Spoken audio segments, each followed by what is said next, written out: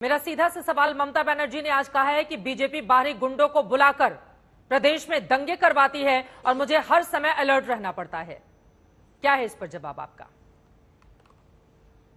देखिए, पूरा बंगाल में ये जो तीसरी बार सरकार आई है टीएमसी की, उसके बाद आग जल रही है। रोज का रोज आ रहा है। केंद्र के कितना टीम जा रहा है, बच्चों का ऊपर 7 साल की लड़की की बलात्कार होती है, हत्या हो जाती है, कोई उसका समाधान नहीं आता है। उनके पार्टी के कार्यकर्ता आपस में गोलीबारी करके 2 मारे गए परसों दिन। पूरा बंगाल में बम बंदूक की आवाज आ रही है। और आज जो रामनवमी की शोभा यात्रा पूरा गांव-गांव में हो रहा है, सैकड़ों जगह में। अब 2-3 जगह गड़बड़ हुआ और 2-3 दिन से गड़बड़ चल रही है, बंद नहीं हो रहा है। मैं खुद था रिषड़ा में, हजारों लोग रास्ते में थे। आराम से 2 घंटा से ज्यादा यात्रा चल रहा था, पहुंचने वाले ही था। बीच में मस्जिद था और उनसे पथराव शुरू हुआ। हम भी फंस गए थे बीच में, कहीं आग जल रहा है, बम गिर रहा है, ईंटा पत्थर। मेरे पास मेरे साथ चलने वाले एमएलए का सर फूट गया, कितने लोगों का सर फूटा। और वो तो हो गया, कल रात को फिर पथराव हुआ। अब ट्रेन बंद है, गवर्नर को उतरना पड़ा। लेकिन ममता बनर्जी स्टेटमेंट दे रही, खाली कहीं बाहरी देख रहे हैं, कहीं भाजपा ही देख रहे हैं, लेकिन समाधान कौन करेगा? आप आरोप लगाएंगे, सरकार आपकी है, और दूसरे पर मरेंगे और चलता रहेगा। ऐसा कब तक चलेगा? पहले राम के नाम पर और अब तो ममता बनर्जी की ओर से सीधा कहा गया है कि हनुमान जयंती के मौके पर भी दंगा हो सकता है, और सीधे सीधे बीजेपी को ही इसके लिए वो जिम्मेदार बताती हुई नजर आ रही हैं।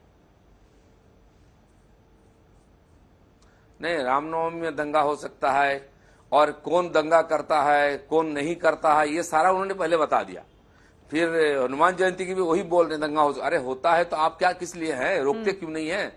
2-4 लोग बदमाशी करते हैं, चाहे कोई भी हो, उसको उठा क्यों नहीं डालते? कि यूपी में एक पत्थर मारने की हिम्मत किसी की नहीं होती है? ऐसा समय था 125 शहरों में कारफू चलता था उत्तर प्रदेश में, आज किसी का हिम्मत क्यों नहीं होता है? इसका मतलब आपका कहीं ना कहीं योग है, आप चाह रहे कि इस प्रकार घटना घटे, इससे आपको लाभ होगा और दूसरे को किसी ने आरोपित करके आपको छुटकारा मिल जाएगा। ऐसा नहीं हो सकता है। लोगों ने आपको वोट देके इसलिए सरकार बनाने का मौका दिया कि आप लोगों का कानून व्यवस्था ठीक करेंगे, लोगों का शांति से रहने का, लोगों का जान माल का सुरक्षा देंगे।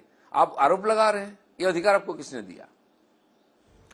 हिंदू के त्योहारों पर जिस तरह की परंपरा रही है, दिलीप घोष जी, आप या फिर बीजेपी के कई नेता या फिर आपके जो समर्थक हैं, हथियार लेकर अगर वो निकलते हैं तो फिर मामला दर्ज करता है। ममता बनर्जी कह रही हैं कि त्योहारों पर हथियार लहराने की जरूरत क्या है? आखिर किसको ताकत दिखाने की कोशिश में लगे रहते हैं बीजेपी के नेता? आप लोगों के ऊपर ही निशाना साधा है। नहीं, देखिए, पहली बार तो यह है कि इस बार विशेषकर हम भी बोले थे परमिशन चाहिए और कोई हथियार नहीं चाहिए, नहीं तो हम नहीं जाएंगे जी। हम रिश्ता में 12 साल से जाते हैं और धूमधाम से होता है, कोई गड़बड़ नहीं है, कहीं कोई हथियार नहीं है। और उन्होंने कुछ मनगढ़ंत बात करके दूसरों को आरोपित करते हैं। कहीं नहीं था, इतने सैकड़ों जगह शोभा यात्रा, कोई हथियार नहीं था, कोई गड़बड़ नहीं था।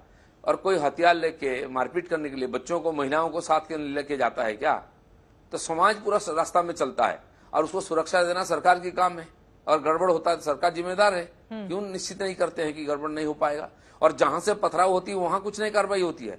जिनके ऊपर पथराव हो रहे हैं उन्हीं के ऊपर केस डाला जाता है, उन्हीं को दोषारोपित किया जाता है। मेरे नाम पर एफआईआर हुआ है, तो यही करते हैं वो लोग। उससे क्या फायदा होगा? एक 70% से ज्यादा पॉपुलेशन जो हिंदू का है वो रास्ता में नहीं निकले, त्योहार ना मनाए, शोभा यात्रा ना करे, शादी का बाराती ना निकाले, शोभा यात्रा ना निकाले, उनके ऊपर कार्रवाई होगी। और जो जानबूझकर गड़बड़ कर रहे हैं, सब सारा वीडियो देख लीजिए, हमने भी वीडियो किया है, सारा मीडिया लोग भी साथ में थे। कौन है उसमें? और वो बोल दिया कि नहीं, रमजान में हिंसा नहीं करते हैं लोग, उनको पहले सर्टिफिकेट दे दिया है। इसका मतलब क्या? आप चाह रहे हैं कि वो गड़बड़ करे, आप कुछ नहीं करेंगे, इसलिए किसी को पकड़े नहीं जाते हैं कोई। पश्चिम बंगाल के अगर हम राजनीतिक इतिहास को देखें तो वहां पर हिंसा का एक रक्त चरित्र रहा है समय समय पर, किसी भी पार्टी की वहां पर सरकार बने। लेकिन बीते कुछ सालों में जब से बीजेपी मजबूत हुई है, राम के नाम पर अक्सर हम देख रहे हैं कि वहां पर किस तरह से हिंसा की खबरें अक्सर सामने आ रही हैं। और बीजेपी ये भी कह रही है, देखिए उनकी ओर से जिन शब्दों का इस्तेमाल किया गया है ममता बनर्जी की ओर से बीजेपी को लेकर, उनका कहना है केंद्रीय शक्तियां आती हैं, 5 सितारा होटलों में ठहरती हैं, दंगा भड़काती हैं, बीजेपी के बड़े नेताओं से मुलाकात करती हैं और फिर यहां से रफूचक्कर हो जाती हैं। दिलीप घोष जी, तो ममता बनर्जी दिल्ली जाती है, गोवा जाती है, यूपी, त्रिपुरा, असम जाती है, क्या दंगा भड़काने जाती है? हम बोले हैं क्या? राजनीतिक पार्टी का, सर्वभारतीय पार्टी, सब नेता सब जगह जा सकते हैं क्या? बंगाल में कुछ जगह क्या प्रोहिबिटेड इलाका है, निषिद्ध इलाका है क्या? वहां कानून व्यवस्था नहीं है, भारत की संविधान वहां लागू नहीं होती है, क्यों बार बार वहां होती है, क्यों सरकार कुछ नहीं करती है? राजनीतिक हिंसा बंगाल में होता है, हर चुनाव में होता है, लोकसभा विधानसभा कुछ भी है। पंचायत चुनाव 5 साल पहले होता, दर्जनों लोग मारे गए थे, 30-35 लोग। और अभी भी लोकसभा चुनाव हुआ 3 साल पहले, वहां देश में शांतिपूर्वक हो गया और बंगाल में आग लगी, रास्ता हाईवे जाम हुआ, गोली चली, कई लोग मारे गए जी। और अभी विधानसभा चुनाव उसके बाद 50 से ज्यादा लोग, हमारे लोगों को हत्या किया गया है, कोई केस दर्ज नहीं होती है। और आज भी लोग बेघर है, घर तोड़ दिया गया, दुकान लूट लिया गया, एक एफआईआर नहीं लेती ममता बनर्जी। तो आप अगर सत्ता में रह करके इसको चीजों को बढ़ाते जाएंगे तो बंद कैसे होगा? उत्तर प्रदेश से मैंने बोला इतना हिंसा प्रबल प्रदेश था, आज क्यों नहीं होता है? सरकार चुस्त दुरुस्त है, वो नहीं चाहते हैं कोई इस प्रकार हो। पूरा देश में विकास हो रहा है, देश आगे बढ़ रहा है, कोई नहीं चाहता दंगा फसाद। तो आप चाह रहे कि इसी की आगे बढ़ाकर आप राजनीतिक लाभ लेते हैं। सीपीएम वाले भी यही करते थे, हिंसा का आमदनी की है, वही लोग टीएमसी में आए हैं, वही लोग इसमें भी हिंसा कर रहे हैं और उनको कभी उनके सामने लाया जाता है, नहीं लाया जाता है। दिलीप घोष जी, यही आरोप पर भी लगाए जा रहे हैं। वो कहती हैं कि अब वामपंथियों की राह पर बीजेपी को वो अंजाम देने की कोशिशों में लगी हुई है। 3 जाने, क्योंकि अलग अलग हिस्सों से हिंसा की जिस तरह की तस्वीर वाली है, अब हनुमान जयंती के मौके पर भी कहीं इस तरह की स्थिति नहीं बन जाए। आप लोगों की ओर से एहतियाती क्या कदम उठाए जा रहे हैं और राज्य सरकार की 3 बड़ी कमी जिसके कारण इस तरह की स्थिति वहां पर पैदा हो गई है? नहीं, ममता बनर्जी क्या चाहती है? हिंदू लोग त्योहार मनाना बंद कर दें? ये क्या बांग्लादेश पाकिस्तान हो गया क्या? वो रास्ता में ना निकले, और कोई निकलेगा तो उसी को ऊपर पथराव होगा, अटैक होगा। उनकी जिम्मेदारी नहीं है सुरक्षा देने के लिए। और रामनवमी के दिन वो धरना दे रही थी कलकत्ते में और हिंदू समाज को गाली दे रही थी, फिर भी हिंदू समाज शांत है। मैं कह रहा हूं हिंदू समाज शांत है, 70% से ज्यादा लोग हैं और थोड़े लोग उसका ऊपर पथराव करेंगे, आक्रमण करेंगे। और हिंदू समाज से कुछ लोग अगर बिगड़ जाए, सिरफिरा बन जाए तो कौन संभालेगा उसको? म्यांमार जैसा हालत हो जाएगा, रोहिंग्या बनकर भागना पड़ेगा सबको वहां से।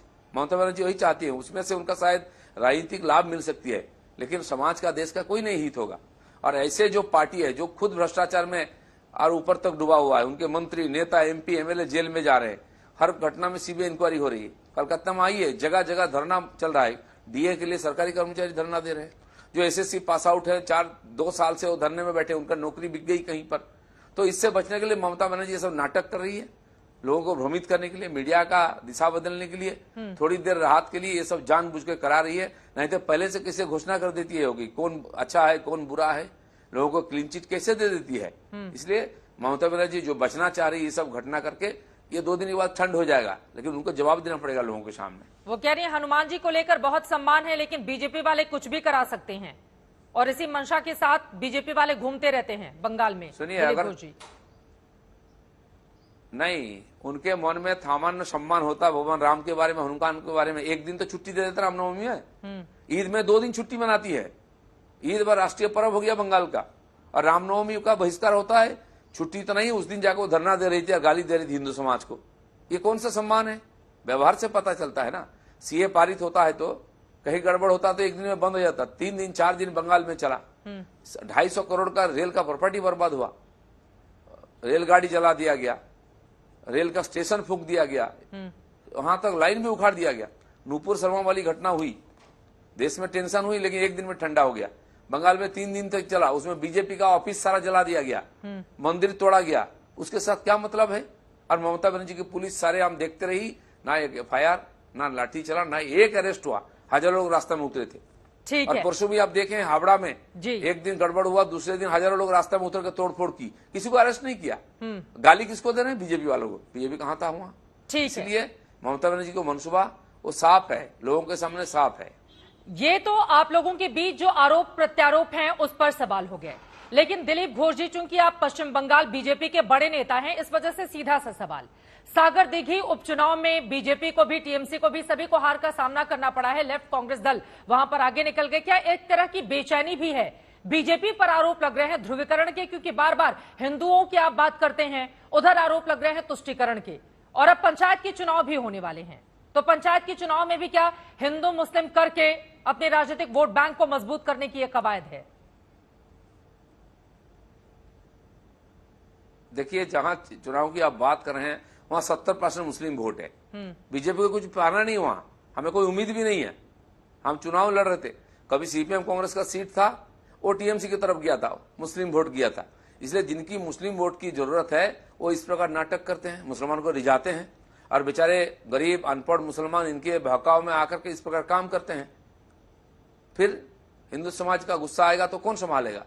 इसलिए ये फालतू राजनीति जो करते हैं, घटिया राजनीति, बीजेपी इस प्रकार राजनीति नहीं करता, विकास की राजनीति करता है। पूरा देश में सबका साथ सबका विकास का राजनीति करता है, तभी लोग बीजेपी को विश्वास करते हैं। हर चुनाव में बीजेपी तो जीत रही है सब जगह है, इनकी इलाका सिकुड़ रही है, अस्तित्व का संकट में जूझ रहे हैं ये सारे विरोधी दल। इसलिए देखिए पूरा देश में इस बार दंगा फसाद कराया जा रहा है नरेंद्र मोदी को बदनाम करने के लिए। इसमें देश भी बदनाम हो रही है, विदेश में नरेंद्र मोदी को नोबेल शांति पुरस्कार देने की बात आ रही है, इसलिए उनको बदनाम करो, गाली दो, देश का बदनाम करो, तो उससे फायदा किसका होगा?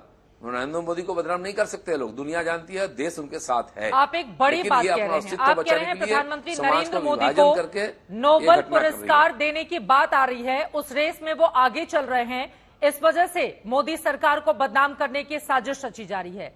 कौन सी ताकतें हैं जो इसको लेकर साजिश रच रही हैं? जो ताकत आके यहाँ धरना दे रहे हैं, मोदी जी को गाली दे रहे हैं, अपशब्द बोल रहे हैं, जिनको हजम नहीं हो रही देश की प्रगति और मोदी जी का जो सम्मान दुनिया में है। तो इसीलिए देखिए बिहार में भी हो रही, महाराष्ट्र में दंगा हो रही, झारखंड में भी हो गया, बंगाल में हो गया। क्यों अचानक ऐसा हुआ? बीजेपी को तो कुछ करने की जरूरत नहीं, बीजेपी विधानसभा भी जीत रही है, बीजेपी लोकसभा दो बार जीते, अगले बार भी जीतेगी, पूरा समाज बीजेपी के साथ है। और जो लोग मोदी को बीजेपी को गाली देकर अपना रोटी सेकते थे, इनकी हालत खराब हो रही है।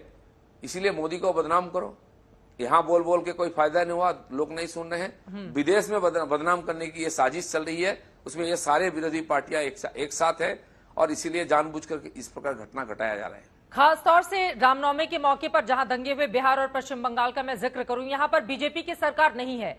विरोधी दल आरोप लगा रहे हैं कि जहां पर सरकारें नहीं हैं वहां पर दंगा फसाद करके अपने राजनीतिक वोट बैंक को मजबूत कर रही है। बीजेपी इस कोशिशों में लगी हुई है, लेकिन कामयाब वो नहीं होगी।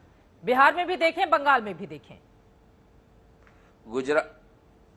गुजरात में भी हुआ है ना, पहली बार हुआ है, वहां बीजेपी की सरकार है, एक तरफा है। महाराष्ट्र में जो हुआ है औरंगाबाद में, संभाजी नगर में, वहां भी तो बीजेपी शिवसेना की सरकार है। पूरा देश में कहीं ना कहीं टेंशन पैदा किया जा रहा है जानबूझ करके। केवल वही है कि केंद्र सरकार का ऊपर ये आरोप आ जाए कि ये संभाल नहीं पा रहे हैं, मोदी को बदनाम करो। ये बहुत बड़ा साजिश है, पैसा विदेश से आ रहा है, कोई सरोज अंकेल, कोई जिसका नाम आ रहा है आजकल, खुलेआम बोल रहे हैं कि मोदी को बदनाम करो, पैसा भी भेज रहे हैं, कितने सैकड़ों हजारों करोड़ रुपया है वो भी हिसाब है, किसके पास आया, किस अकाउंट में, कहां तक गया, कई बड़े बड़े लॉयर है, नेता है, एनजीओ है, उनके नाम से आया है, ये सब उन्हीं से मिले हुए हैं, और उसका परिणाम है कि पूरा देश को अस्त व्यस्त किया जा रहा है बदनाम करने के लिए। एक आखिरी सवाल दिलीप घोष जी आपसे मेरा है। सवाल यह है कि रामनवमी के मौके पर 10,000 जुलूस निकालकर 1 करोड़ लोगों को सड़क पर उतारकर ताकत भी दिखाया गया, राम जी का जन्मदिन भी मनाया गया रामनवमी के खास मौके पर। अब हनुमान जयंती को लेकर बीजेपी का क्या है प्लान, क्या है तैयारी? बीजेपी का कोई प्रोग्राम नहीं, कहीं पर बीजेपी का ना तो झंडा है ना तो नाम है। रामनवमी पूरा देश का पर्व है। जो राम को हजम नहीं कर पाते हैं, सहन नहीं कर पाते हैं, मैंने बोला ना रामनवमी पर और जो धरना देते हैं और ईद का छुट्टी देते हैं, पता चलता है उद्देश्य क्या है। इसलिए बीजेपी की कोई एजेंडा नहीं है। जो त्योहार इस देश की है, परंपरा है, लाखों हजारों साल से चलता है, उसमें हम भागीदार होते हैं। जो भारतीय नहीं हो पाते हैं, बात बात पे कोई लंदन जाता है, कोई रसिया चाइना जाता है, कोई विदेशी ताकतों को बुला कर लाता है यहाँ देश में मोदी के साथ लड़ने के लिए, ये लोग का एजेंडा है, वो ही कर रहे हैं। हम देश के साथ हैं, देश की परंपरा संस्कृति के साथ हैं, देश की जनता के साथ है। एक छोटा सा सवाल आप ही की बातों से निकला है, आपके ईद की जो छुट्टी है दिलीप घोष जी की आंखों में वो ज्यादा चुभ रही है, और साथ ही आपने कहा हमको नहीं चाहिए मुसलमानों के वोट, तो क्या मुस्लिमों की वोट बीजेपी को नहीं चाहिए?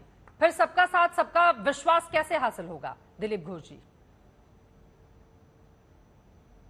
नहीं चाहिए नहीं बोला हमने, मुसलमान बंगाल में हमको वोट नहीं देते हैं, और जहां मुस्लिम प्रधान इलाका है वहां हम जीतते भी नहीं है, इसलिए हमें कोई उम्मीद नहीं है, कोई आशा भी नहीं है, कोई झगड़ा भी नहीं, हम जाते नहीं वहां।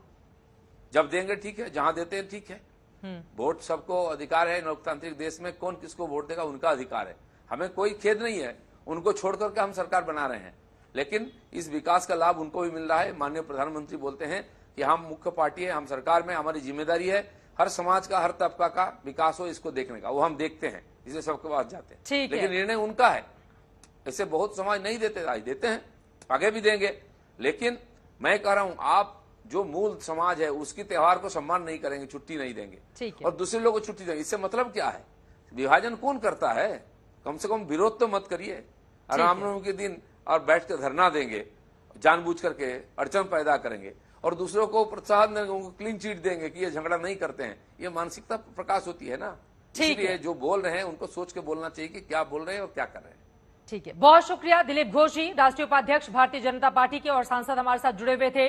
ममता बनर्जी के ऊपर सीधे तुष्टीकरण के आरोप लगाते हुए और ये सवाल पूछते हुए कि हिंदुओं के त्योहार के दौरान इस तरह की स्थिति बंगाल में क्यों पैदा हो रही है।